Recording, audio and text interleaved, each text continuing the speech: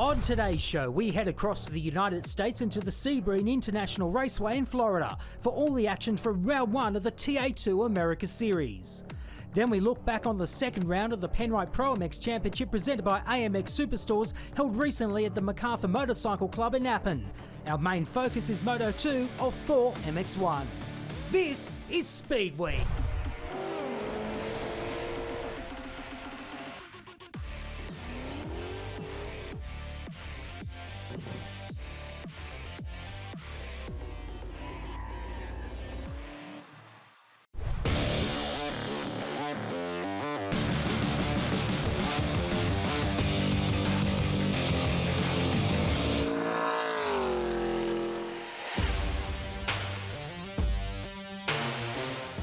Hey everyone, welcome to a brand new season of Trans Am. It's 2023 and we're back where it all started, at Sebring. This championship goes all the way back to 1966 and it's the longest road running championship in America. I'm Jonathan Green, alongside me Scott Goodyear. We are celebrating. Why? Well, look behind me, look that way, look all over Sebring and you will see cars. 44 cars ready for the 2023 season. But Scott, before we get to that, I think the reason why we've got such a great crowd here and we've got such a great field here is last year was impressive. It went all the way to Kota and Rafa Matos thought he'd won the championship and it went down to a tiebreak. How many times does a driver go into last race leading the championship with a reasonable lead and not come out the victory? You know, I think back to the IndyCar season that I used to cover. It was back in 2015. Scott Dixon over Montoya. It was a tiebreaker there also, 3 wins to 2, and this is the same sort of scenario. To win it on a tiebreaker, it sort of makes you feel weird maybe at the time, but you're still the champion. And Thomas Merrill sees the checkered flag and will become the new Trans Am TA2 champion. Well, I'll tell you what, the first half of the race was pretty low pressure because I thought I mathematically was so far out of the picture. But seeing Rafa on the side of the racetrack, I thought, okay, it's possible, but I just tried not to think about it because I knew no matter what, I had to win the race. I still can't believe it ended the way that it did. It was such a great thing for us, for Bridge Hall, for HP Tuners, and the whole Mike Cope Racing crew. It was the culmination of everything we thought we deserved all season long and struggled to achieve. So to win it the way we did was just a huge relief more than anything else. To be honest, I've always felt like I had a target on my back. So we're just business as usual for us here, and we're just going to try to win every race we can. It was absolute heartbreak for Rafa Matos. In the end, it was a radiator that finally pulled him in, and Merrill couldn't believe his luck. In fact, when he got out of the car, he still didn't know he'd won, and he only won on the number of wins, 3 to Rafa Matos's 2. The radiator was broken, so we lost all the water in the engine, and the car would barely drive straight, so I knew the engine was going to blow up. It was just a matter of time. Yeah, it was very frustrating. Well, obviously, we have everything in our favor. 31 points ahead of Thomas, we only had to finish. Well, I think we learn a lot more when we lose. So I think as a team, it was a big hit for us. Everybody was very frustrated, but at the end of the day, we had a mechanical failure, we had a brake failure, and that caused me to crash the car, and unfortunately we couldn't finish because the car was broken. So, you know, I got to tell you, it was a long off season, especially losing the championship the way we did. You know, down to the wire, you know, tiebreaker. It was heartbreaking for us, but you know, at least there's less pressure on us this year. You know, I'm not defending the title this year, so hopefully we'll have less pressure and more wins. The good news for you, the fans, and for us watching it is that they're right here again. Thomas Merrill just behind me and Rafa Matos looking for that title, and there's got to be some niggle there. Thomas wants to go all out for the title, and Rafa wants to win it back. You know, I spoke to Rafa last night, and he said, you know, I sort of went into this thought process where I didn't win it, but I got to start thinking about next year. He went back to Brazil, and he said, I trained. It's 90 degrees here today. Maybe that will work for him today. Scott, as you remember, you know the young guns. We had 20,000 up for grabs last year, and we had so many great youngsters, rookies and young guns, all going for that money under 25, and they're back again, a lot of them, but also some new faces. But the one I'm looking at, of course, is the one right here, Brent Cruz. He was a sensation last year, and I believe there's others going to do the same. You know, and his name was touched to maybe coming into F4 this coming year, and a lot of teams called me and go, is this guy coming? He's known as a fast driver, probably both not only in stock cars and Trans Am cars, but also probably in single-seaters. Well, one of those youngsters, of course, Connor Mosack, 6 pole positions last year, and he's done it again here at Sebring. Let's talk to our Motel pole winner, who's with Ben Sissel. Great. And I'm here with Connor Mosack, our Motul Pole Award winner. Connor, you've been with us for about 2.5 seasons, and I've never seen somebody improve so fast. It's so cool to see. So you're doing kind of a limited series in TA2 because you've basically kicked so much butt here. You're moving on to something else. Tell us what you're doing now. Well, thanks, Ben. Yeah, wish we had won some more races while we were here, but we've definitely had good speed, and it's earned me a good opportunity in the NASCAR Xfinity Series this year, so I'm really excited about that. But happy I could come here for Sebring to start off the year with these guys. It's I love running these cars. Wish I could run some more this year, but hopefully we'll be back for one. But we have a good open ice car here. My Scott Legacy Racing guys did a great job in one race cars. Really fast qualifying yesterday. Hopefully we made the right adjustments for the race today to pay off in the long run, but we'll see what happens.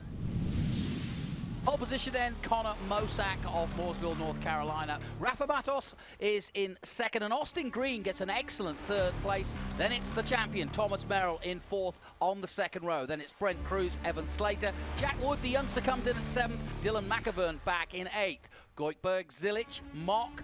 Boris Said Jr. starts his career in 12th. Scott Borchett is behind him. Then it's Adam Andretti, Adrian Lostowski, Thomas Annunziata in 16th position. Dylan Archer 17th. Doug Peterson in 18th position. Then it's Taylor Gray, one of the new boys, to the championship in 19th. Thad Moffitt in 20th position. Mike Skeen coming in last minute, starts 21st. Then it's Josh Sargé, Keith Prochuk in the Ford Mustang, Elias Anderson of Texas in 24 in the Camaro, and then followed by Cale Phillips, 25th, Robert Sabato, then another youngster, Caleb Bacon, 27th, Barry Bowes of Texas, 28th, Peter Kloot, the Canadian, starts 29th, then it's William Solowich in 30th.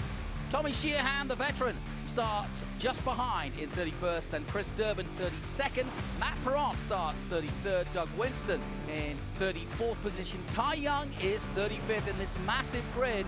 Then Bruce Raymond, Michelle Abate, Patrick Paul, Luke Rumberg, and further down it's Gray, Ben Mayer, the youngster, Patrick Oot, and John Atwell. 44th, Nathan Hearn, with a penalty after an infringement during qualifying, starts right at the back. And then coming up to sing the national anthem, ladies and gentlemen, if you'll remove your hats, Matt Christian with the national anthem. Matt, take the mic from me and take it away, sir. Oh, say, can you see by the dawn's early light what so proudly we hailed at the twilight's last gleaming, whose broad stripes and bright stars through the perilous fight o'er the ramparts we watched were so gallantly streaming, and the rocket's red glare, the bombs bursting in air, gave proof through the night that our flag was still there. Oh, say does that star-spangled banner yet wave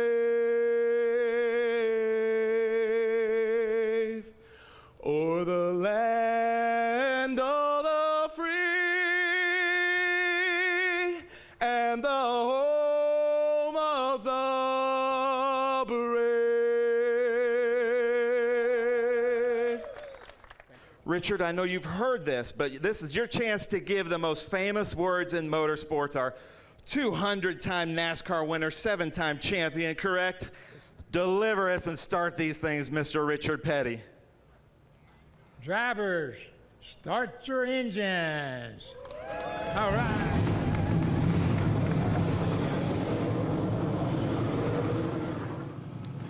So as you can see, we'll be on board with the likes of Nathan Hearn, and if you haven't heard that name, well, he was with us at COTA, and he is the current Australian TA2 champion.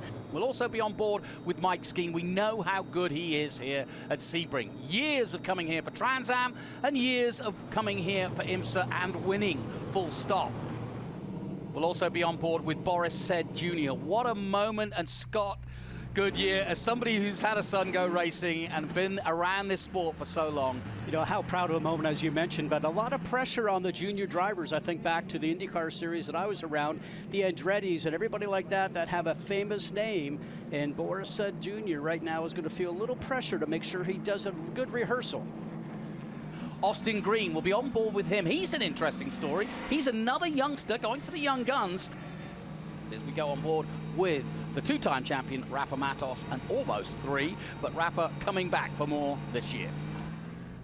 And we'll be on board with several drivers today, including the Hawk on board of Adrian Lostowski. Always good to watch what he's up to. You'll be able to look at all the graphics and see the speed, RPM, etc. Dylan Archer will be on board with him in the FPEC on board. We're also on board with Evan Slater in the Flankton Road on-board camera. Evan, one of the youngsters coming through, looking forward to seeing what he can do from his starting position. Scott Borchetta in the big machine, Spike Coolers on board as well. Scott Borchetta starting midfield, but looking to come forward as this race gets underway. So we have been talking about Sebring and the history, but let's talk about the track itself. What is it that strikes you as being important here? I know, I talk to anybody that comes here for the very first time and they say, I can't believe how bumpy that circuit is. Some people want to see it repaved. I will tell you that the good drivers love the circuit because it's bumpy, because it makes you understand how to make the car work well. Now on the start, turn 1's going to be an issue, turn 7's going to be an issue, and turn 17, where we're headed to right now, going right down to the hairpin turn, that's another one that's going to be a hot moment around the racetrack. We're about to go green. So we get ready. Rafa Matos looking for the start. Mosak it is, though, on the right-hand side in the 28 that has the pole. Matos will quite like the idea of being on the inside at the start of this race, perhaps.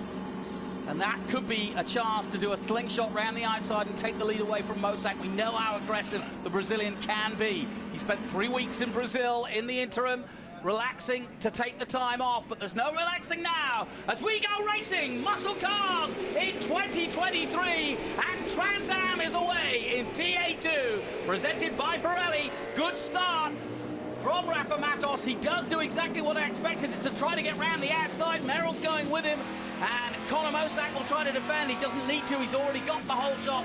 And now Austin Green settling into what, second place. So Austin Green is the man who gained the most, as Rafa Matos was defending his position. Conor Mosak going through there, and Rafa Matos losing out to Thomas Merrill, who went round the outside of him. So all change at the front, Rafa losing out. Well, actually, you say losing out, but you know something, that's a smart move, because it's risk-reward ratio. If you're on the outside, first race, tires are warm. Are they or are they not? Is the guy going to slide out and hit you, knock you off the track? Smart move by Rafa. Good point, very good point. So 27 laps of grueling heat and muscle car action, the adrenaline flowing for the first race of the season. They had a test here in January, and the conditions actually pretty good as we go on board. And you can see as we watches the hands on his wheel, also the brake and throttle. The B is the brake, obviously. The green is the T throttle. And then you can see where he is on track and the speed he's doing and the revs he's using. Also the G-force, that round little dot, just how much G-force is being used in these cars. Now the drivers tell me it's definitely 2 laps, maybe 3s. We got the 34 starting to go slow and goes off track. Paul. That looks at turn 7, I would say, by the looks of that. That's Patrick Paul slowing down there. So we've got 2 retirees already as we go back on board with second place Austin Green. We've got some high hopes for this young man. And this is a big weekend for him. Get off to a good start, get the three-dimensional services group where they need to be at the sharp end. And hopefully Mike Skeen will come through. I'm going to keep an eye. I'm going to put you on a couple of watches. And I'm going to keep an eye on the likes of Skeen coming through. Dylan McAvern currently in 8th position. And Thomas Merrill currently in 4th. Already as they come into sunset, the field's starting to spread out as through goes Jack Wood. That's our first glimpse of him in the Chevrolet. And just ahead of him Connor Zilic getting ahead in that last lap. So everybody filing through. There's Brent Cruz under pressure. Yeah, under pressure, Slater. taking the inside line just to do a little defense there. Looks like that was a smart move. Evan Slater, another man pushing him, another young gun. For the Franklin Apparel Chevrolet Camaro, Evan Slater moving to that team. Showtime putting on a really good field of drivers this year. And we've had several changes over the winter. Mike Skeen, it looks as though I don't think we'll do a full season as last year because he's got his IMSA and sports car connections, which will bring him back here to Sebring. But he's an accomplished sports car driver now and one of the best hot shoes, one of the best guys you'd want professionally in a car, whatever you're racing. If you can bring Mike Skeen in and go, hey, can you try that car out and see if it's any good? Or set it up for me? Well, you know, and that's not the thing right now. He's coming into a team where there's a lot of information there because he's actually one of the great race car drivers. But you think about Boris Said Jr. that we talked about. He can draw information from guys like him and Rafa, and that's what Boris has to do this weekend.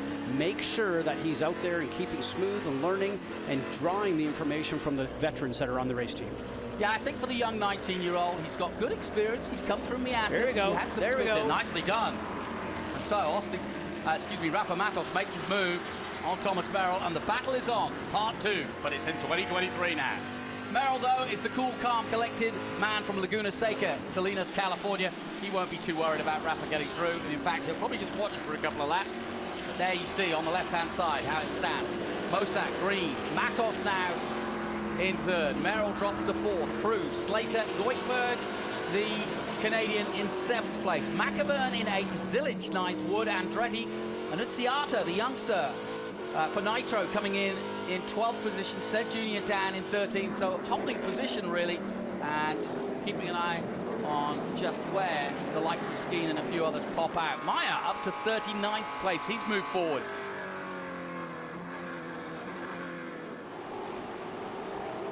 You know, it's amazing when I watch the cars coming down that backstretch into 17. Just the heat that rises. You can see all the heat that's coming off the racetrack and off the cars. And guys are looking for opportunities like we're watching right now. Do you dive in or do you wait? Andretti carries the speed into the turn so it doesn't allow the other car to get a dive on the inside.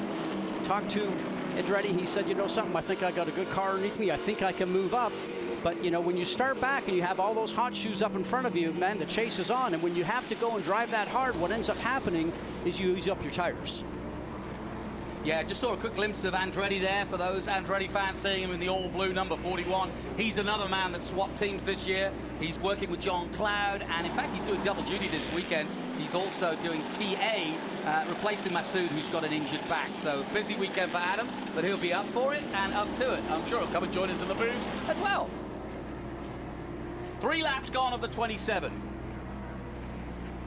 Field starting to spread out, and at the front, Mosak building on that gap. He's just taking it over half a second now over Rafa Matos and Austin Green. Green's still there in second place, and it'll be interesting to see how the three-dimensional services guys work together as a team when they've got the position to do so. Rafa definitely the team leader here in this three-dimensional services with 2 championships under his belt. And as you ride board here, you can actually see some different lines for some of the drivers. That's always interesting to see who ends up using the curbing, the rumble strips, and maybe just some abuse to the tires. But, you know, we talked, you just said turn lap 3. So I'm thinking that all the drivers told me 2 to 3 laps. Tires are at max temp, max pressure right now, certainly because the heat is so high as we talked about before. Now is a time when you need to conserve the car. The other thing, Johnny, is now you know what type of car you have. Okay, is it understeering, is it oversteering, and all the characteristics that's going to happen. That's going to change throughout the day because these guys have 150 pounds of fuel on the car that's going to start to burn off, so the car characteristics are going to change. And so it's up to you to feel that and make sure that you're not actually abusing the tires to try and keep the speed up in the car. It looks like we got a little bit of fender flap going on there on the 86, so that would be interesting. Jr., yeah. I don't think it's affected too much. By the way, I have found Mike Skeen, 19th position for Skeen, so obviously struggling a little bit with setup. And Nathan Hearn of Australia is flying. He's come right from the back. He had a ride height infringement, was qualified, third yesterday, but had that infringement. That put him to the back of the grid, and he's already up to 19th with a long way to go. And he told us that yesterday when we visited with him. He said, you've come through, you just watched me, a 2-time champion down home, and you know, something, he understands these cars. He did tell us that the cars back home are a little bit different than what we have here. These cars are a lot more advanced, a lot more horsepower, and he said these cars definitely handle just a little bit different. Yeah, this is a good battle between Rafa and Merrill again, and they're swapping places lap after lap, the pair of them, as we'd expect them to.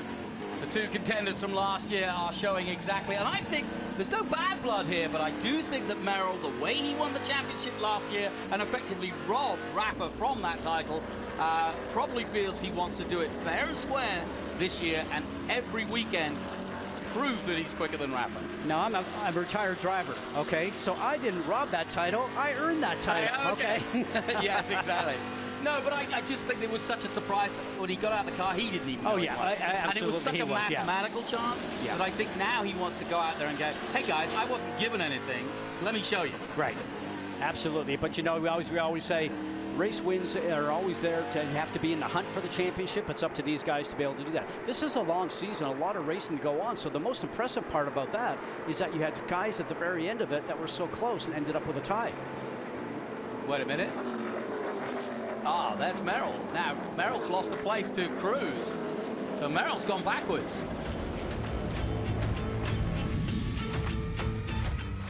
We're going to take a short break from Sebring. We're going to be back. Don't go away.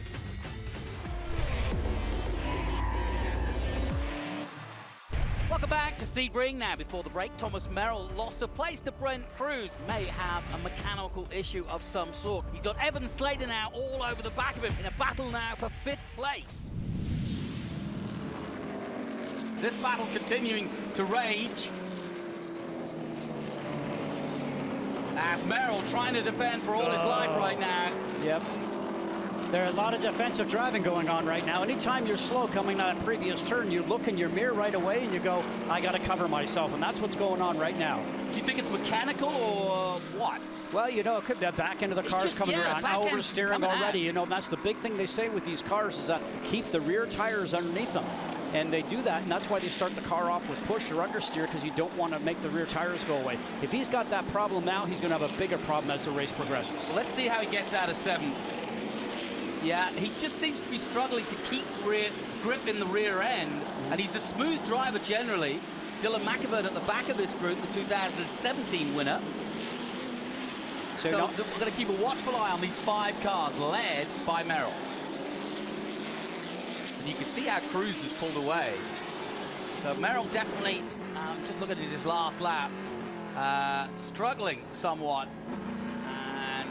Yeah, the leaders are up to like 208s right now, and he's sitting at about 210 the last time around. So he's starting to slow the pack, and that's why he's got that group all behind him. So then Mosak extending that lead at the front. It's now 0.8 over Green in 2nd, then Matos 3rd, Cruz is 4th, Merrill and Slater rounding out the top 6.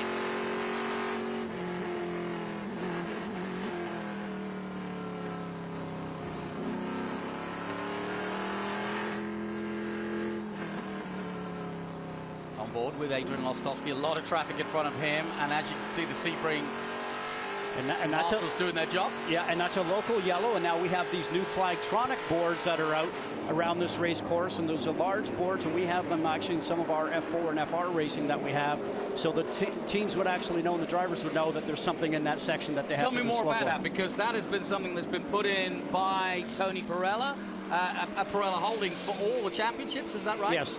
And it's a big safety item, and it's just like you see in Formula One, also in IndyCar, and Tony's made the investment to do it all for all the platforms, and it's based around safety. So not only do you have the flag stands with the flag marshal still there waving the flag, you've got these big electronic boards on the corners that are easy to see.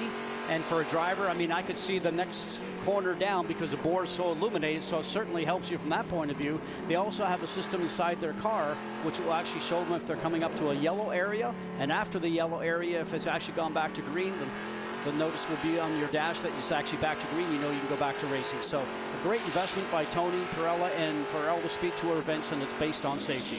Really no excuse now, and you obviously play race director now and again. No excuse for the drivers. They're going to know. If they're looking out of their cockpit, they should know, and if they're looking at their cockpit, they should be immediately warned of a yellow. Oh, and the best thing about it is all the cars have onboard cameras like we're watching on right now, and even our F4 and F3 FR cars do. So if a driver comes in and says, I didn't pass under yellow, we go back and watch the camera, and we've got that one sussed out really quickly. How good is this? Look at this view from Lostowski. He's trying to get past Scott Borchetta, but he's got an eye full of Trans Am right in front of him. He comes alongside the 48.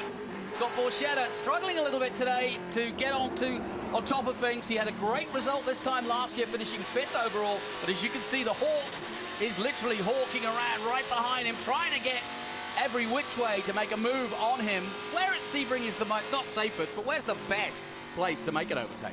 Well, you know, it's obviously turn 1, turn 7, and turn 17. They're the long end of the long straightaways, but it's also the place that has more confliction of anything else. So you have to go down, make sure you're beside somebody, and you've reserved your spot, as I like to say, Johnny. You get in there, get the draft, reserve your spot, so you're actually not going in there trying to make a pass and confrontation, because otherwise you end up rubbing wheels on these things and split a tire, then you're going into the pit lane for a change. All right, the field spreading right out now with 8 laps gone. They're coming down that back straight towards Sunset. Oh, going wide there, and up the inside goes Borchetta, and losing a spot, but coming back. Good battle, Jack Wood then, I think just outbraked himself into Sunset. He lost a spot there to Borchetta, but out front, Mosak has crossed the line with a 2:07.9, and he's now over a second faster, or ahead of Austin Green in second place. Rafa Matos still third, then it's Brent Cruz, and then this battle you're watching between Slater, Merrill, Goikhberg, Zilic, McAvern, Andretti still in 10th place. Lostowski right there. What a battle. That was a nice move. We saw some passing, but ready to go on. You know, these cars, we're starting to see the speeds come down, Johnny. There's 26 gallons of fuel on these cars. They'll burn 24.5, so just over 150 pounds of fuel. So now they're starting to go a little quicker. Cars are a little lighter. And then there's going to be a point where the tires are starting to fall off, and maybe the times will start to plateau. But it's going to be interesting to see if these guys can keep the tires underneath the car. The biggest thing with these things. We keep talking about these youngsters who are making their way either from karts or from dirt track racing and coming to Trans Am, but holding their own against the likes of Mike Skeen and Rafa Matos, and also racing very, very maturely. Boris Said Jr., another good example. Ben Mayer, his first run this weekend. Cruz, we saw it with him last year. Conor Mosak, we know what he can do. And now Nathan Hearn doing the same. Oh, as I say that, he just gets into another car, and just the right time to go on board with Nathan Hearn, because I think he might have turned around the mighty Scott Borchetta. That won't look good. Well, it's actually interesting to see if he tagged him to go into him and get Borchetta just a little bit loose. It was interesting to watch Nathan because he kept his foot on the gas just to push on through. And I'm sure that the officials will go back and look at that. If I was wearing my race director hat today, I think I would be. Well, Jack Wood made advantage of it in the number 8. He actually saw that all in front of him, and he's got past. And so now Borchetta has dropped down after that incident. Nathan Hearn coming in. He's going to check the damage. Well, we'll see. Let's see what they do. Turn the handle. So as they rub tires and rub fairings, Borchetta basically dropped right down and needs a new wheel on that back right. Yep, that's from getting tagged on that incident that we saw earlier. Meanwhile, Hearn is out, and it could be a very similar story for him. They've either done an assistance check, but they've sent him back out. But I would have thought the Spike Coolers man, the big machine Spike Coolers man, will have a few words after that one. 11 of the 27 gone. Rafa Matos has reeled his teammate in. There's your leader. He's maintaining that lead. It's 1.3 seconds, so actually Conor Mosak in some ways controlling this race for SLR M1 race cars in that Ford Mustang. But Austin Green now under pressure. It'll be interesting to see how long these two go at it, or whether Rafa tries to get past him early, or, like you said, does the smart thing. The one thing I've learned about watching Rafa over the last few years is that he's really good with tires, and if he's in a position to save them and then have that last 10-lap sprint, he'll do that. And all these top 4 guys right now, even though there's space, they're all turning in the mid 2:08, so the time is just about similar. We've seen some fastest times about the 2:07 mark. But, you know, we talked a little bit about having the tires sort of fall off just a little bit and the speed coming from the car, from fuel. And from what I'm looking at right now, it looks like we got Austin Green and Rafa Matos starting to catch up to Conor, because that space between first and second looks like it's actually shrunk just a little bit. By the way, Thomas Merrill down to 9th position, so whatever the problem he had at the rear end of that car has dropped him down to 9th now. He's just ahead of Boris Said Jr., so that'll be interesting to see when those two get together on track. That'll be a good scalp for the young Boris Said if he can make a move past him. Staying with Rafa Matos all over the back of Austin Green. Yeah, I think he's in a waiting mode, personally. I think this is classic Rafa. No need for, as long as the gap doesn't suddenly increase to 2.5 seconds. And also, with this early in the race, Rafa can almost count on the possibility of a yellow flag, so why push too hard? Well, and this track, we talked about being bumpy, Johnny, but it's also very abusive on brakes. So, I mean, if you're getting too close to the car that's up in front, you're getting all that heat. And now it looks like he's starting to get a little bit closer. Maybe we'll look at maybe having a draft coming out of 16. Not close enough, but I think you also have to be cautious that you're not spending too much time too close to the car in front, because you're going to overheat your brakes on this course here. This is about the only circuit the drivers tell me that they really need to be cautious on brakes, making sure you don't overheat them, and it's just because of the speed and the length of the straightaways and the braking zones. Under the bridge one more time at Sunset they come. So you saw Rafa's car go through turn 17 there. Maybe not as smooth over the bumps as you would expect to see. This is a new car for him because he's just changed to a new chassis from last year, the M1 chassis. So he's explained that to me just yesterday. And he felt that last year, starting more about the middle of the season onwards, he didn't think that they had the pace to be able to win races. So they've changed chassis manufacturers in a new chassis. Only had 2 days testing in this car before the race here. So it's sort of all new to him. And he'll be learning a lot today that he'll be able to put in the bank for future races and work with the engineers about improving it. That could be a big change when you change a chassis. I mean, if you're not comfortable right from the get-go, you could be chasing it for a long time, can't you? Well, you can go out and do a long run and try and simulate a race, but there's nothing like actually being in the race. And so you drive it a little bit different. You move the car around a little bit different. You can see the back end walking out on him just a little bit there. The left rear wheel got into the dirt. So that sort of scenario tells me that he can't get on the throttle as quickly as he probably wants to and get the power down simply because he doesn't have the grip in the back of the car. Because you're coming straight up to this left-hander and then it jinks to the left and the right.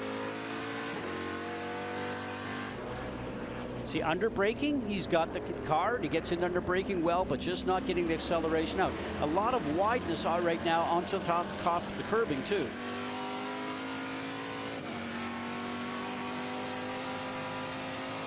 Austin Green doing a really accomplished job for a youngster, holding off Rafa and not showing any signs of the pressure that he's under. And he's also keeping Mosak very, very, very honest in terms of his racing. Mosak in the last 3 or 4 years has become the full article here in Trans Am. He's literally grown up in front of our eyes. It's great to see. I mentioned at the top of the program, 6 poles he got last year. He was actually very frustrated by mid-season last year because he hadn't converted those poles into wins. And so this year, I know that the amount of racing he's doing in Trans Am, he wants to finish with wins or at least podiums every time.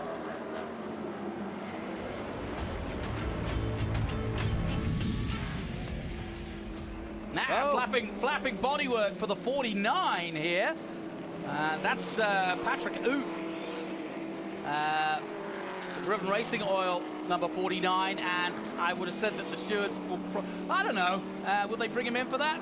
Well, they're going to look at it. If a piece comes off and ends up on the race circuit, then it will obviously call a local yellow or possibly a full course yellow. So they'll look at it, and a lot of times, sometimes the part comes off, Johnny, and end up in the grass. So you just continue on. See the lake in the rear view there of this wonderful shot, and you see the airport just in the background of the circuit itself as we go back on board with Rafa, still in 3rd place, 0.7 off Green, and Green 0.8. So Mosak has reacted well. And we've got a caution, our first one, so now this does change the complex. There's the Honda safety car just about ready to pull out. Let's head down to Ben. He's got Jody Mesama. The talent we're seeing with Austin Green, unbelievable. What's he saying on the radio? Car's staying pretty neutral, just trying to keep the nose on it, keep the brakes under it, save as much tire as we can. Waiting for the end, hopefully Connor can make a mistake and we can get a good run on him. All right, well, you can see the safety car lights are off, so Connor Mosak will allow. Now he has to keep the constant speed in. Now he has to control this race, and he will decide when he wants to accelerate. He comes past our commentary position right now, and away he goes. Connor Mosak with the roar of those muscle cars. Goikberg sneaks out just behind McAvern. Good start from Green and a good start from Matos. Good start from Cruz as well on the inside. Nice clean restart then.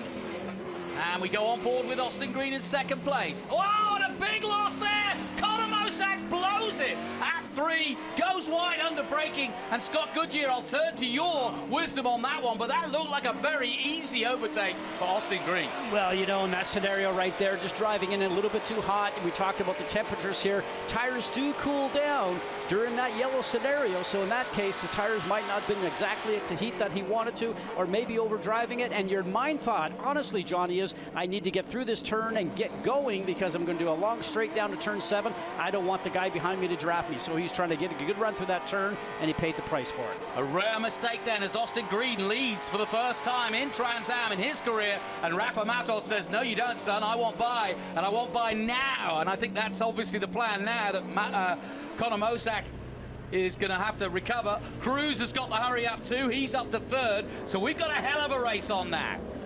21-year-old, a 14-year-old, and the mighty 2-time champion that is Rafa Matos, all going at it. And I'm just going to see where Connor Mosak has slotted back into position here after that mistake. Great opportunity for Austin Green, though, and Rafa Matos, as you saw, coming right beside him at 7 as they now come through 17 and down that long back straight. And if Matos is going to pounce, he's going to have to do it in the next lap or so. Yeah, I'm really interested to see just how Matos plays this as in comes another car. That's car number 60. That's William Solowich, the young gun. So Matos making decisions now in his head. Does he make the move? Well, he just answered one. Well, yes, there we go. Nicely done. And we've seen his car is better under braking, so now can he actually be able to stretch a lead and put the power down, because we've seen him struggle on getting out of the turn and putting the power down. That was nice work, though, wasn't it? I mean, he really did. You know, I mean, up the inside, made the move, clean, on his teammate. Yeah. You know, really beautifully done. And as we teach our young drivers, present yourself, make sure you got a good pass, make it non-confrontational. And as teammates at this point in time, you're not going to turn around and try to force the issue. Be interested to see how Austin reacts now to that overtake. Mosak, by the way, in that last shot, all over the back of Cruz. So there's going to be a good battle for both the win and for the podium. I know Cruz will fight hard, and Mosak will be feeling really miffed about making what was, I would have said, a cold tire mistake. Let's have a look at what happened here. Oh, that was the overtake by Rafa. That was the overtake, yeah. Yeah, that was just classic. And you can see also behind them, Mosak almost got past Brent Cruz at exactly the same way. Very close action, both for first and second, but Mosak all over the back of Cruz at the moment. Mosak almost alongside Cruz. And dust flies up from Cruz's car just ahead. That might have slowed him down, and sure enough, Mosak has pounced. Mosak up to 3rd place. A brilliant overtake on Brent Cruz. The 2023 season underway. We had history last year in one of the closest championships ever in motorsport when it went down to a countback between Merrill and Matos. Merrill, though, losing out today. Rarely. He looked as though he had some sort of rear-end problems almost by the 6th lap, having run right at the sharp end. He's now down in 9th.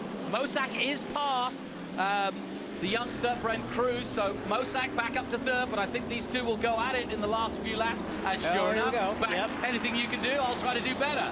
Yeah, well, did you see the car? We talked about that on the inside, going over the bumps, and it sort of lurched forward just a little bit, and lucky they didn't end up making a collision. I'll tell you what, though, that's playing into Doug Peterson's team, because the pair of them now at the front, as these two fight for 3rd, it's just going to help Austin Green and Rafa Matos concentrate on what they're doing, which is winning this race. What a way to start his season, 1st and 2nd. Especially with Austin Green doing the backup position, if you will. I'm sure it'll be a happier team that sees Rafa leading the championship after the 1st round. Rafa struggled last year. It took a long time to get wins. He only got 2 overall. He was consistent, he always is, but he just struggled a little bit last year. He never was really happy 100% with either the chassis, the engine, whatever it might be, just wasn't Matos championship winning, Matos style-wise. And I think it was not a miracle. Oh, big off here. That's that's Adam Andretti in the dust. For the grass tracking for Adam. What's he doing off? That's at the last turn. He's just missed his braking point at the last corner there, or just locked up. So shame for Adam, but he was running in 13th position at the time. Or the brake pedal starts to get long, as we call it, because you start to overheat the brakes and you go to get the pedal. So we'll be interested to see if he ended up coming into pit lane or if he ended up staying on track. Tell you what, impressive. Hearn up to 14th again. He's done it again. He's come all the way back after that safety car and made it more places up. He's ahead of the likes of Prochuk and Skeen, very experienced drivers. Well done to him. Andretti dropping down to 22nd after that incident. And a little further down, Chris Wood down to 30th. Puchetta still way down in 31st. Real shame for him. We're going to get full course caution, I bet you, here very shortly with the car sitting there. As high speed as they are. There we go. And the lights are still on the safety car, so that means we are going to finish under caution. Not the way that Rafa wanted to maybe win this race. He wanted to go underneath the checkered flag at speed, but he leaves here, and I'm telling you, as a race car driver, you're going, the new car that I'm sitting in is going to work. Well, it was a bit of a two-dimensional finish for the three-dimensional services group, but they'll take it, as Rafa Matos will take the checkered flag here at Sebring to win the first race of 2023. Behind him is hot shoe youngster Austin Green, following in his father David's footsteps with a very accomplished run to second place, having led this race. A fantastic win once again for Rafa Matos. Let's head down to the winner's circle. There's Rafa out of the car. Now the emotion comes out, the Latin flair. Let's turn to Ben Sissel, who will talk to our winner, Rafa Matos. Unbelievable. What a great start to the season. I know you are chasing this 2023 championship. How does it feel? It feels great, man. It's been a long off season for us, you know, losing the championship the way it happened last year gave us a lot of time to think about it. Again, the three-dimensional service group team, the best in the paddock. Those guys worked their ass off during the off season to build 5 brand new cars, and today was our day. So let's take a look at the Big Machine Vodka Spike Coolers TA2 Series results from round 1 at Sebring. Rafa Matos with the win, his 3rd in a row at Sebring. Austin Green with an excellent 2nd place for the same team in a Ford Mustang. Connor Mosack takes 3rd. Brent Cruz is 4th, and it's Evan Slater, McAvern 6th, Zilic 7th, Thomas Merrill the champion in 8th position, then it's Darren Mock in 9th, Lostowski in 10th. Then it's the youngster in 11th place, Taylor Gray, making his debut, as does Thad Moffitt in 12th position. Doug Peterson, the veteran, is 13th, Mike Skeen 14th, Prochuk 15th, Sargé in his debut for the team in 16th position, Elias Anderson 17th, Barry Bowes 18th, John Atwell 19th, and Adam Andretti rounding out the top 20 in the Ultimate Headers Chevrolet Camaro. Let's take a look at the Big Machine Vodka Spike Coolers Young Guns Challenge. This very important in TA2 because Austin Green, the youngster, leads with 102, just 2 ahead of Connor Mosack. Brent Cruz is 3rd, Evan Slater in 4th position, Connor Zilic, Mock, Gray, Moffitt, Ben Mayer in 9th position, and Forrest Said Jr. rounding out the top 10. Plenty more action to come from this scintillating 2023 championship. From me, Jonathan Green, and all the team, thanks for watching. Join us next time out from NOLA.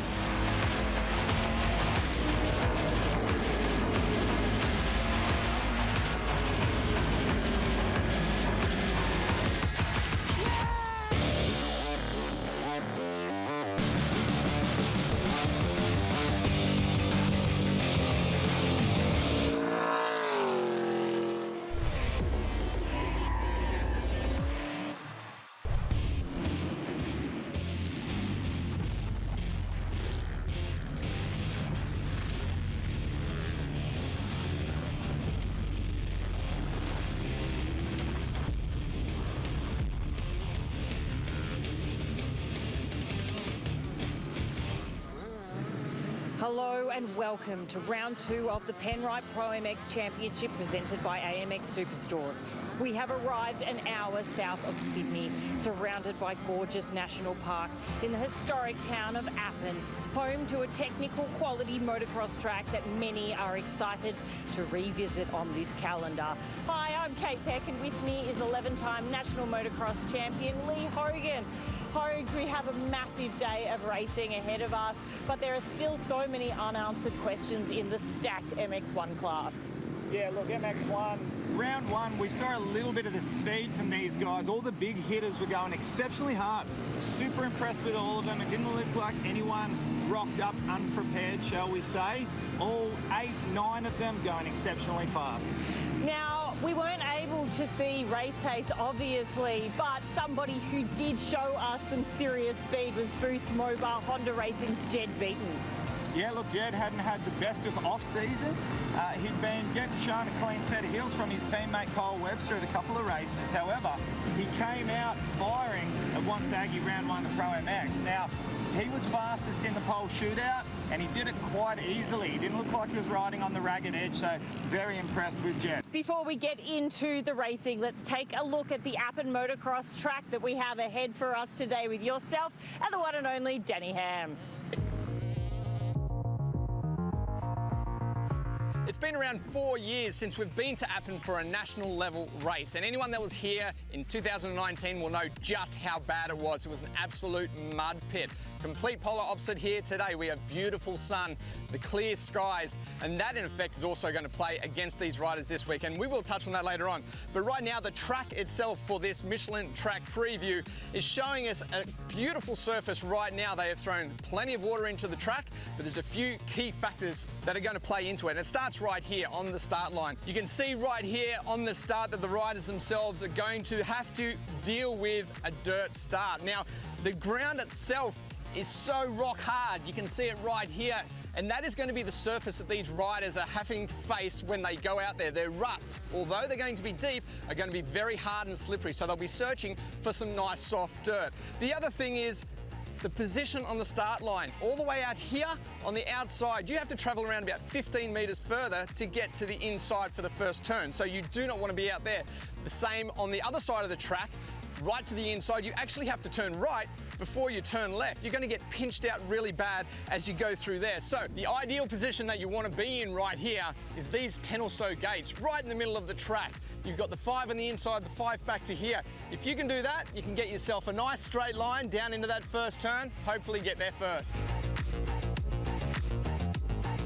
There's so many cool things to talk about here at the Appin motocross track. We've got dirt that quite possibly forms some of the best straight line and corner ruts that we'll see throughout the whole series. We're also in a little bit of an amphitheatre style shape here where the spectators can see basically everything. It's awesome viewing. But for me personally, my favourite part to this track for 2023 is this brand new triple jump. It is 30 metres stepped out. Now that's bigger than any triple you'll find on a supercross track around the world. Not just here, we've got another triple 30 metres of distance on the far side of the track, going up the biggest of the uphills. But all I know is whoever had the final say in track design here for 2023 had some serious airtime in mind.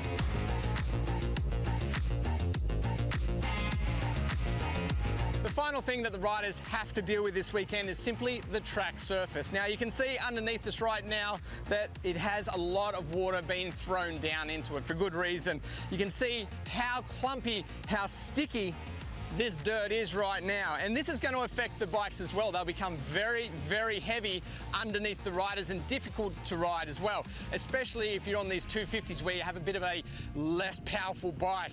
The other thing is simply the weather above us. It is hot right now, and it's even hotter tomorrow. 39 degrees is the predicted temperature, and that there is going to dry this track out a lot. It's going to bake in, it's going to become hard. There will be ruts everywhere.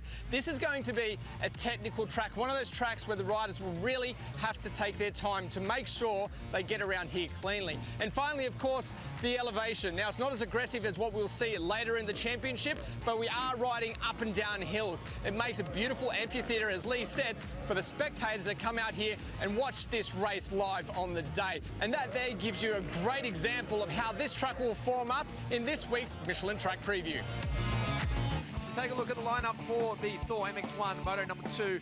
Dean Ferris, Jed Beat, Kirk Gibbs, Kyle Webster, Aaron Tanti, Matt Moss, Brett Metcalf, Harwood, Todd Waters, and Luke Clout are the top 10 that went into this one.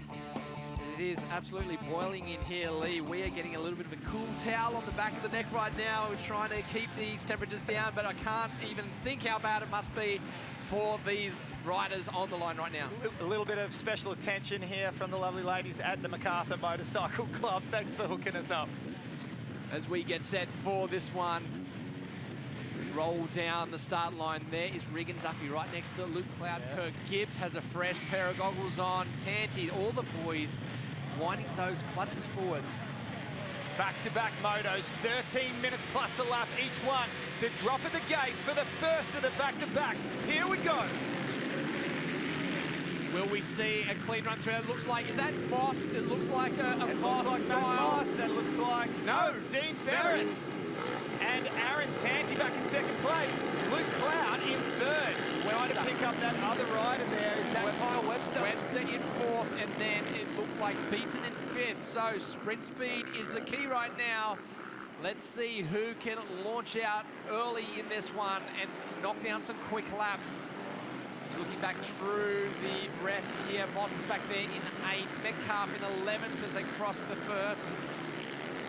100% whole shot to Dean Ferris. Sorry, Lee, didn't mean to jump on top of you there, but no yes, look at Cloud beaten. Oh, this is good, heating up between these two already. Now a much better start from the two Honda boys this time. Can they get in there and challenge with the trio at the head of the pack? Nice line from Kyle Webster, the only rider to miss that hook. Down to the very inside there was beaten on screen, the 96 machine of Kyle Webster. Sorry, Danny. Kirk Gibbs down in 14th place. Not the start we were hoping for the factory KTM rider. Yes, after the first sector, that's where he sits. We're about to cross over for the second sector. We'll see if he has climbed up a few more places, but definitely not the start he wanted. 153 machine there, Hamish Harwood. Another good start as well, so he sits back there. Moving forwards too, he is really moving at the moment. I think more to the point, it looks like Kyle Webster's just riding a little bit tight at the moment. Jed Beaton has stretched out and pulled away from his teammate ever so slightly. So I think it's a case of these opening laps. Sometimes you find your flow straight away. Other times, you know, you're trying to find what line you're going, you make a mistake, and then all of a sudden you tighten up. Joel Evans on the 81 machine there. He sits in behind them guys as well as Metcalf. So good start by Evans. Has got himself into a good position as we look to the lead. Oh, the yellow flag's down. Out. Who? That's a leader. Oh, it's gone down. Dean Ferris. Oh, and again gone down. The fairy tale return to racing has not gone the way he would have liked. Now, let's remember, 13 minutes plus a lap for these back-to-backs. We've got 10 minutes plus a lap to go. Aaron Tanti now has the lead. So, Lee, what's now the mindset for Dean Ferris? We saw how fast he was. 30 seconds win over everyone else in Moto number 1. His speed was exceptional. Can he throw down these kind of lap times again? Let's look at the replay here. Into the corner, I suspect. Oh, the back wheel kicked out. Yeah. Oh, and then back. Okay. Oh, and that was a big knock to the head. And he got cleaned up by his bike as well. Yeah, he got a big hit there. Now, he's backing up. We need to look closely and see if he's rung his bell during that crash. We'll be able to see it fairly easily, I dare say. So he's back up and running back space there in 13th place on our timing. That was over the first split, so we'll keep an eye on that, see if he moves forwards, but that has really handed a great opportunity there for Aaron Tanti, who had a very strong first race as well. So Tanti has a 1.6 second lead now. Jed Beaton back there in third, Kyle Webster fourth, Hamish Harwood in the top 5 there. Ferris 1:54 was his first lap time, the fastest by 0.9 on the first lap over anyone else. So he certainly got the speed. There is Gibbs. He has worked his way up into 9th place in behind Brett Metcalf. Todd Waters also there in amongst that group. Joel Evans holding strong right now in front of Metcalf. What a ride. Yeah, now, of course, our back-to-back races here, as we mentioned just before, we have Olympic point scoring system. So both of the separate races, the points will be accumulated and overall points will be designated when you add both of them up. Now, Danny, do you want to just explain to us the Olympic points system? Yeah, so the system we've got working with us today, first place gets 1 point, goes through, 2 for second, 3 for third. Both of them points are added up over the 2 races, and then it is rescored to give you your overall Moto number 2 points, which will add towards the championship. So interesting scenario here, because not absolutely as devastating as it could be for Dean Ferris, as he still has the opportunity to go out and do something very, very special in the second part of this back-to-back. But he has got a heck of a lot of work to do. Finds himself back in 12th place at the moment, and we have got some big hitters up at the head of the pack. So interestingly, out of that, there is Ferris on screen right now. He has only made up 1 position on that last lap. With the speed that we saw out of him in Moto number 1, he was certainly going to make up some more positions pretty quick. So let's keep an eye on that, but let's head down to Kate. Just an update on Regan Duffy. I've just found out that he's got some skin off his palm. He had a push bike accident earlier this week, so he's probably feeling a little bit of that pain. Yeah, good point, Kate. I noticed him walking around the pits yesterday, and he had a few bandages on different parts of his body. I thought just in front of his elbow as well. So yeah, hopefully he doesn't have done too much damage to himself, but nonetheless, great job just to be out there circulating. Now, I saw Ferris making another pass just there, so that should put him up in front of Waters, possibly, or at least there with Waters looking in the background. No, he's right onto the back wheel of Waters with a mistake. Yeah, nearly high-sided on a little rut there. Yep. So Waters in behind Evans. Is that Waters' roll-offs that are flapping in the breeze? So maybe some troubles there with vision. Dean Ferris, he's got himself around 440. Jai Walker, that's a great ride for Walker. Walker doing exceptionally well there. Once again, interesting to see how these riders are tackling the triple that we saw, and something that I spoke about in the track preview. Massive triple that they decided for some reason to knock down the first half of it, as Dean Ferris trying to make a pass on Todd Waters. Waters able to keep that position here, but both riders coming past Evans. Man, that was tight between them two going up to that step up. Ferris looking for something around the outside. Things are a little bit different now in Moto number 2 with these lines all settling in a bit more. Ferris, though, starting to find that speed. Lands in the rut. That was a brave move to land fair dinkum in that rut. A big effort, but it has made the pass stick. So he is starting to move forwards. Quick grab of those roll-offs, get some clear vision. Well, he is on a mission at the moment, and any thoughts that we had of him possibly hitting his head a bit too hard and rattling himself, I think he's feeling not too bad. Matt Moss ahead of Kirk Gibbs here. Gibbsy on a little bit of a charge at the moment. The shot we saw of Gibbs earlier, he looked strong, so he is moving forwards. He's passed a lot of riders in these opening laps, and remember, we're at the real pointy end where all the riders are very fast, very hard to make those passes. As Metcalf looks over, does not put up a challenge on Ferris as they go into that corner. Ferris finds himself all over the back of Gibbs just like that. Yep, so Ferris again continuing to move forwards as we look at these lap times. Ferris into the 46, again the quickest on track, 46.1 for our leader. Ferris is doing this in amongst a lot of fast riders who does not have a clear track. He may get 2 just here if he gets his lines sorted out. Let's head back to Kate. Just spoke to Jed Beaton's mechanic. He's not riding with his usual flow, and it could be a little bit of arm pump. And this is one of those tracks that can produce arm pump for the best of them. It's one of those tracks, certainly you can fight if you're not feeling the most comfortable. As we see Ferris here in behind Moss, up towards his step up once again. Yeah, he's riding exceptionally well. It's just, it's really quite hard to get off that main race line and make passes at the moment, but he's got a nice part of the track here where he made a pass on the last lap around the outside, up and over the jump, and does it relatively easy. And Moss with a little glance over there onto the right, saw who it was. Oh, but a mistake there for Ferris, although he's managed to hold on to it. Again, it's like he's knocking off a rider every single lap there, putting himself up one more position as they go up towards that step up, a very favoured part of the track. and again finds himself in there behind Kirk Gibbs. Let's take a look at this replay. This is where he bounces out, I think, on the exit. Yeah. That hook. Wow. And all four riders there got it, but the worst of it was Ferris. Straight away, onto the back wheel. Yeah, he's on an absolute mission at the moment, but I just would like to point out, are we going to see a pass here? Oh, ever so close to tagging the back of the KTM rider there. We just saw the yellow flag out. It wasn't any... Whoa! Lapped rider just playing Mario Kart there, just throwing blocks up. Now, Ferris got a good line here where he cuts back underneath. How quickly he turned that around. He was back instantly. He's back onto the back wheel.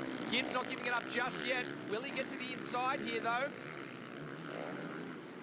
They up and over this jump here. Another pull of that tear off. They must be still getting, the roll-offs. Oh, Gibbs with a mistake. That's allowed Ferris up to the inside. So the pressure, too much for Gibbs.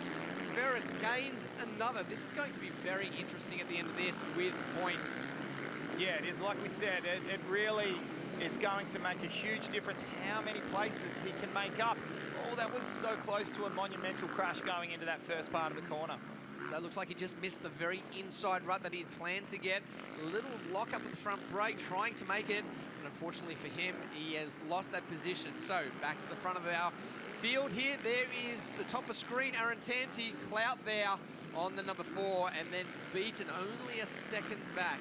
So Lee mindset on this one. How do they play it out? Do they conserve their energy? Do they just ride this one out and try and throw it all on the line the next time?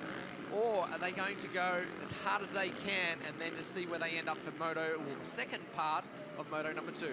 Well, extremely good question, and I think you've got 3 completely different mindsets. You've got Luke Clout, who's just so stoked to be up the pointy end of the field at the moment. He's got something to prove. If he can edge a little bit closer, he does have a 1:45 under his belt that last lap. He was the fastest out of the top 3 that last lap around. So will he put on some kind of a charge here now into the back of his teammate, Aaron Tanti, last year's champion in this MX1 category?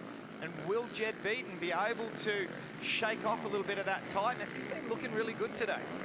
Yeah, if he is tight, it doesn't show too much at the moment. Maybe that was just the talk after the first moto. Landing short like that, though, that's a great way to tighten up when you pull up a little short on a jump that you probably should be getting over a little bit more comfortably than that. It certainly is not a great feeling pulling up short like that. So hopefully everything is all good for Aaron Tanti up front. He still maintains 2 seconds dealing with a lot of these lapped riders. Now, a rider that we haven't really spoken too much about also is Kyle Webster, number 96, on the Boost Mobile Honda. He's only 3 seconds behind Jed, and he's also logged himself a 1:45, as you're pointing out, Danny.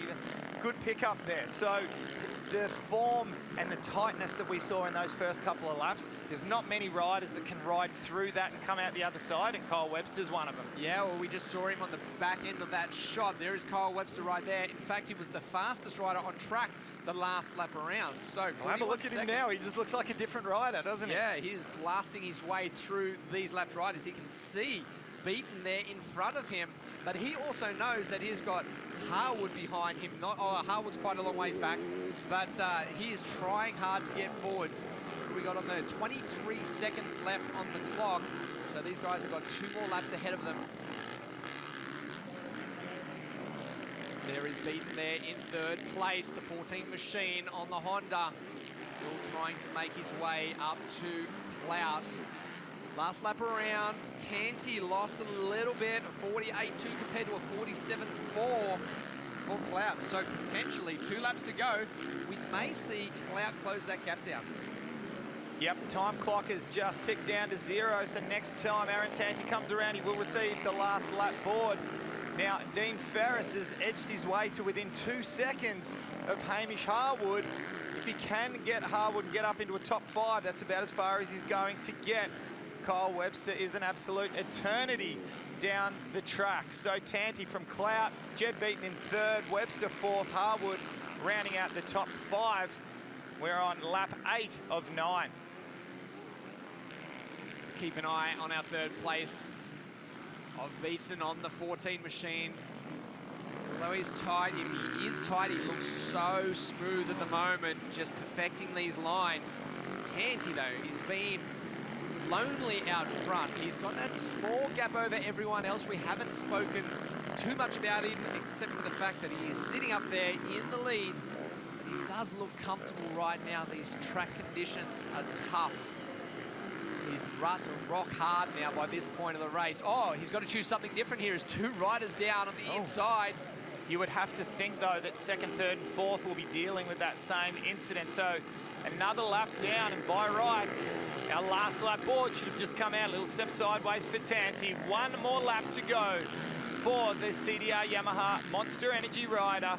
So many wins and a championship last year for 2022. This will be his first opportunity to take a race win here for 2023. Confirmed there is last lap. Tanti works his way into this right-hander before he steps down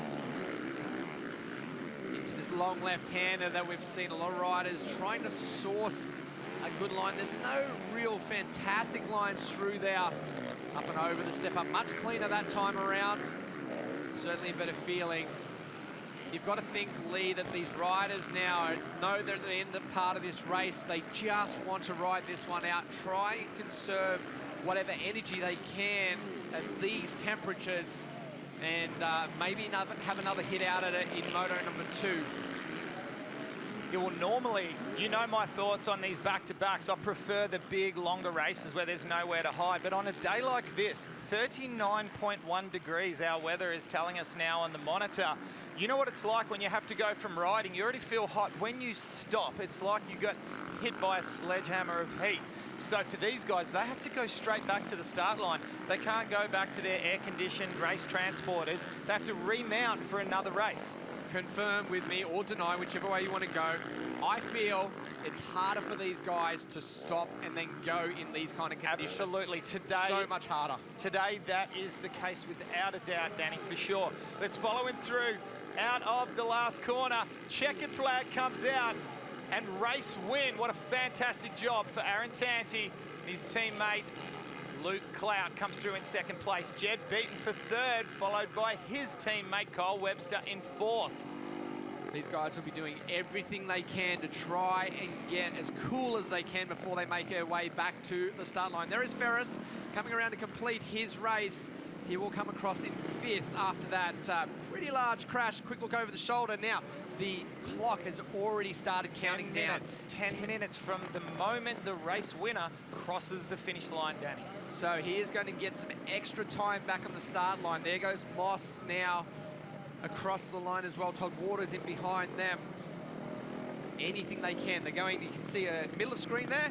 All the riders, they are searching for any kind of shade they can find right now. Any shade, look at that. That's unbelievable. The waters will be thrown at the riders. The waters will probably be thrown over the riders. Anything at all to cool down. Hard conditions here, and like you and I just discussed, it is so much easier to continue that moto out. You know the pace you need to run. You know just finishing that race would be the way to go. But to go back mentally and come back and do it again, very hard. Now, Danny, this close-up is great. Look, Kyle Webster, he's about as fit as a motocross athlete gets in Australia, and you can see he's suffering. Everyone's suffering, but what an amazing vision we've got here. Clock is counting down. We're off to a quick commercial break. Do not go anywhere. When we come back, the second of the back-to-backs.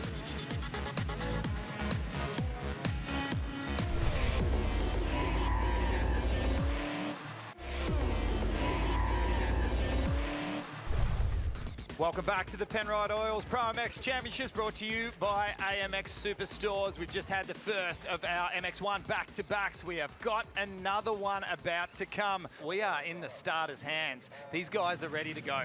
Yeah, it hasn't been a very long turnaround, but they have the board up, ready to go. So one rider there just putting the goggles on the last minute. Gates are about to drop. We're about to get the final race underway. Tanti jumped out exceptionally well out of the gate. I'll just try to pick, is that another Dean Ferris hole shot? It is. What a massive hole shot. Jed Beaton this time. Very close there in second place. Tanti Clout also up there. Oh, a little bit of a come together for a few riders. Todd Waters, I believe, with the blue jersey, just stepped out sideways coming out of that second part of the first turn. Good start, good clean start. The dust flying here at Appin. There is Moss just Big next jump. to Cloud. Cloud just making a pass on Matt Moss, launching off the last jump there with the triple. So these places are mixed up a lot. So this Olympic scoring is going to be interesting. We're going to do the best we can to try and figure out how they place as they go through. Is look at the 100% hole shot for the second part, moto number 2, of course. 3 from 3. Ferris, man, and not just 3 from 3. 3 from 3, absolutely clear of everyone else. Yes. What starting technique he's got going, and that bike is a rocket ship out of the gate. So we see Tanti now dropping down there in 3rd place. Rolls reversed here as he sits back there in 3rd. Oh, mistake by Beaton, though. Your big mistake there as he has a look over the right shoulder. Don't look right, look left, because Tanti is all over the back of you and he wants to get up and battle with his fellow blue bike rider, but Jed Beaton has different plans on that.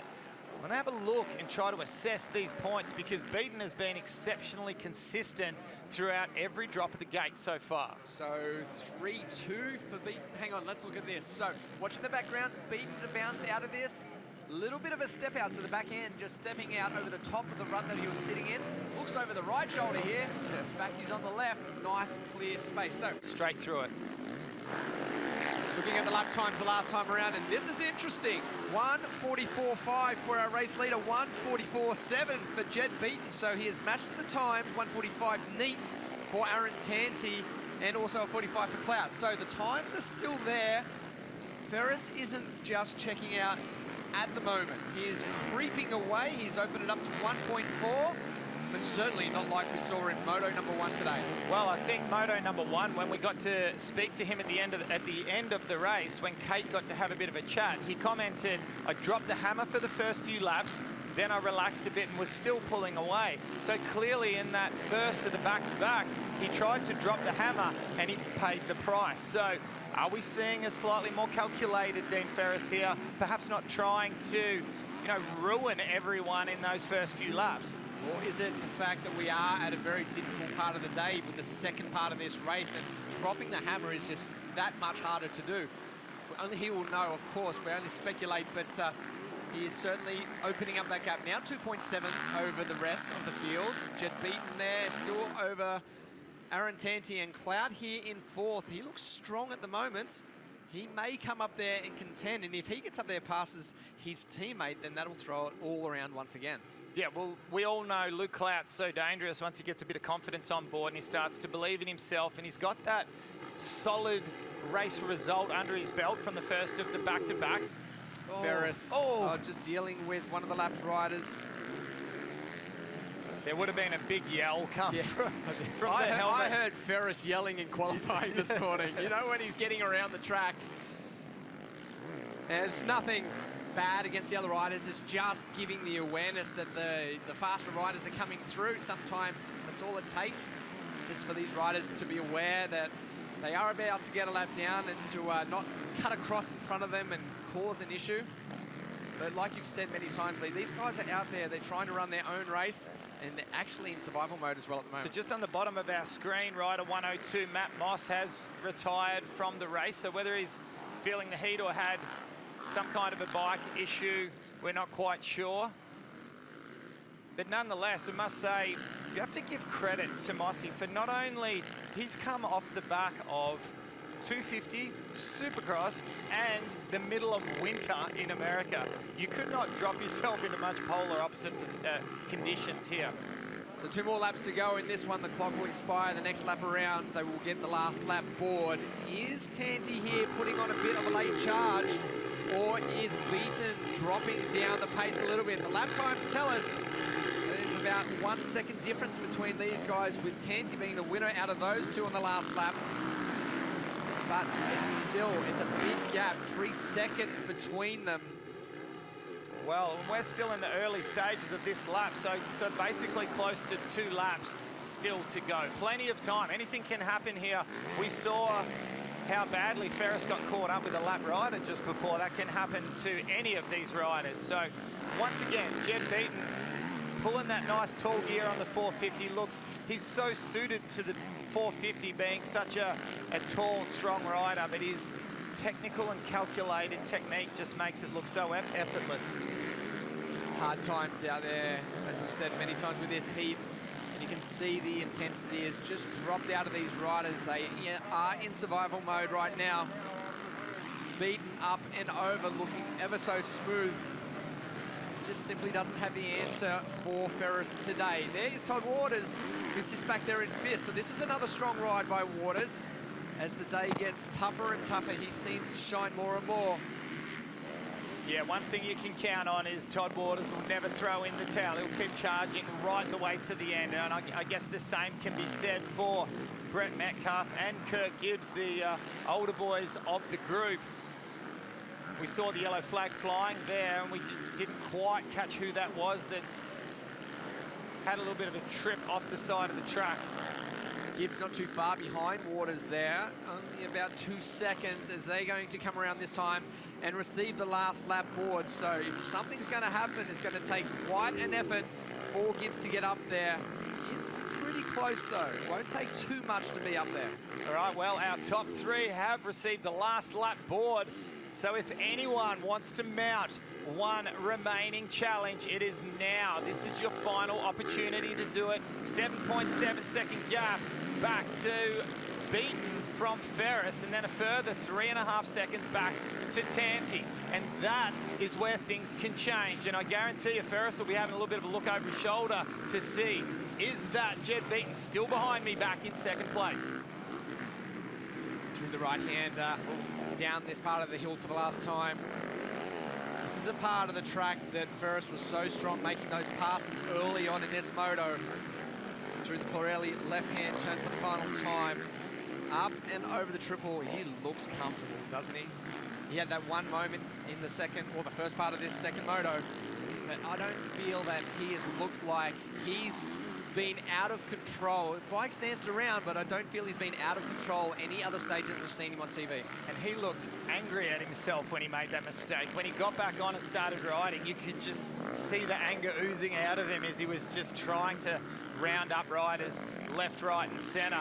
Well, we're getting to the latter stage of this lap here, which means it is checkered flag time. Tipping it into the chicane, and the Alpine Stars right-hander for the final time. Tied on 45 points with Aaron Tanti, but it will be Dean Ferris on the Brisbane Motorcycles Yamaha, the privateer.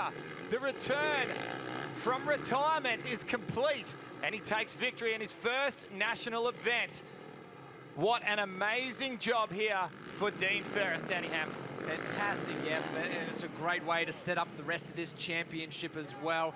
These boys are going to go back after this and try to regroup, think about how they can get up there and challenge for the lead. They've got a lot of work ahead of them, but there is some fast riders back here that I feel can come to the call on that one and put up a big fight.